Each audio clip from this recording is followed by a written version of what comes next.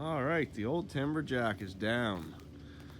We got an issue with it. It's jumping out of gear. It won't stay in like low range, not in the transmission end and the transfer case end.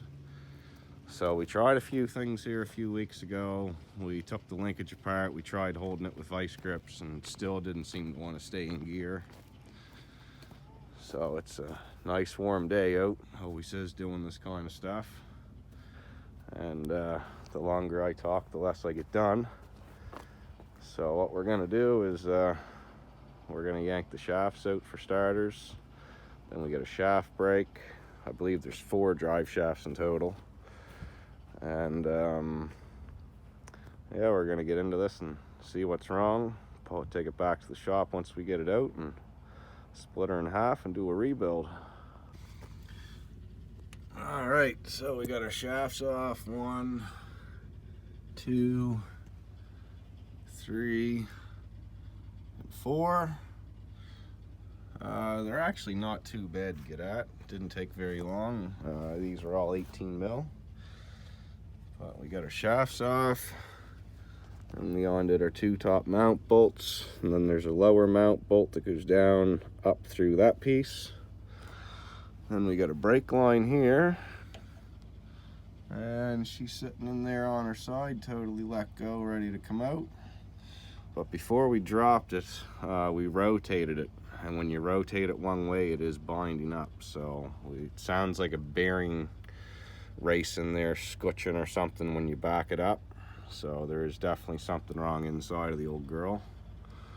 We'll have to get her opened up and see. Well, there's a beautiful sight. She's out in the ground. I wrapped that strap around my jacket and my arm and we picked her out. We did end up taking the mount off over here as well. Probably just should have done it that way from the start. But that's a heavy chunk of stuff. All right, we got this T-case all stripped down. I didn't want to bore you guys with the details of taking simple outside bolts off.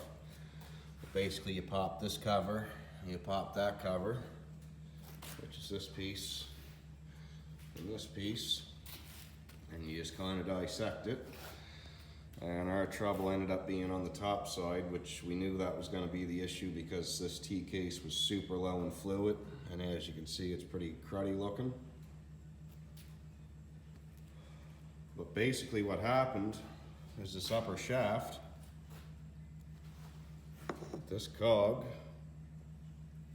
rides in here on the shaft, and whoever put it together before us used needle bearings on this.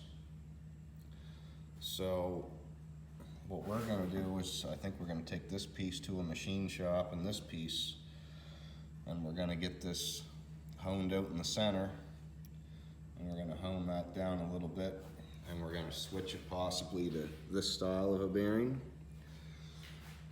because as you can see here, all these little bits and pieces of roller bearing that they had rigged up in this gap, a whole bunch of them over here.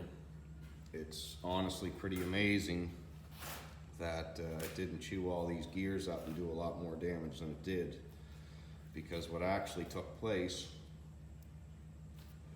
was a bunch of these little smashed roller bearings got jammed in here in the crevices of these teeth on the inside. So that's what made it not shift, and that's what was making it jump out of gear. It would just barely catch enough to turn, and then as soon as it got load onto it, it would slip out. So not too complicated to get apart. It's all pretty big stuff. So I feel that we got pretty lucky on this one, that there's not a lot more damage done. I mean, those roller bearings, there's a pile of them, eh? Those could have all smashed these cogs to pieces. Could have burred this up in the inside. It could have done anything, but it didn't. Everything was laying in the bottom of the case. When we pulled this plug here, we knew there was some major issues. That's her.